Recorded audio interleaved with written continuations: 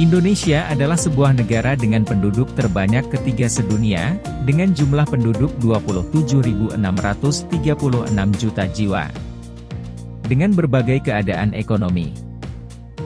Dengan keadaan ekonomi tersebut, membuat mereka kesulitan merasakan fasilitas dari pemerintah. Untuk itu, mari kita simak permasalahan yang kerap terjadi di masyarakat Indonesia, terutama di bidang kesehatan.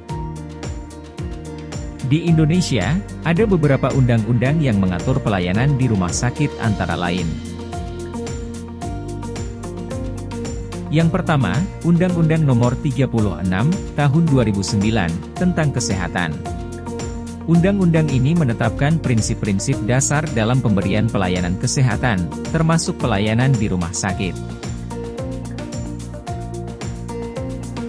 Yang kedua, Peraturan Menteri Kesehatan Nomor 3, Tahun 2010, tentang Standar Pelayanan Minimal Rumah Sakit.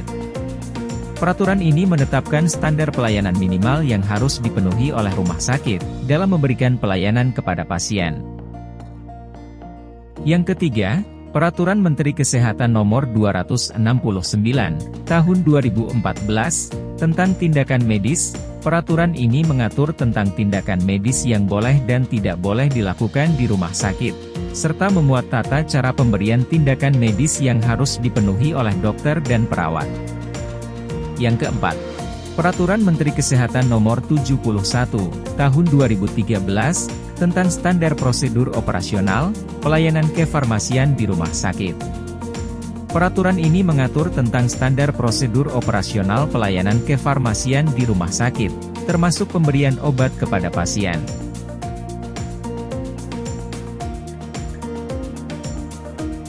Namun, ada salah satu peraturan pemerintah di mana pengimplementasiannya yang menjadi konflik di kalangan masyarakat, yaitu Undang-Undang Nomor 24, Tahun 2011, tentang Badan Penyelenggara Jaminan Sosial.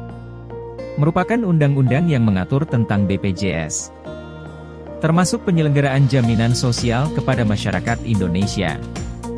Selain itu, ada juga Peraturan Pemerintah Nomor 47, Tahun 2013, tentang Jaminan Kesehatan yang mengatur tentang pembiayaan, pelayanan, dan pengelolaan jaminan kesehatan di Indonesia, termasuk bagi pengguna BPJS Kesehatan.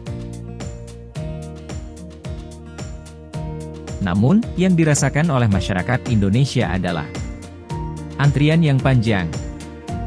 Banyak orang yang mengeluh harus menunggu lama untuk mendapatkan layanan di rumah sakit, atau klinik yang bekerja sama dengan BPJS.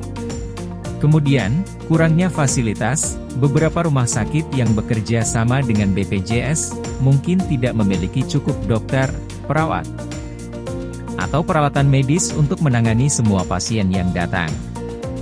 Hal ini dapat menyebabkan keterlambatan dalam memberikan pelayanan. Layanan yang terbatas, pengguna BPJS mungkin hanya dapat mengakses layanan dasar kesehatan saja. Sementara layanan yang lebih spesifik atau mahal mungkin tidak ditanggung oleh BPJS.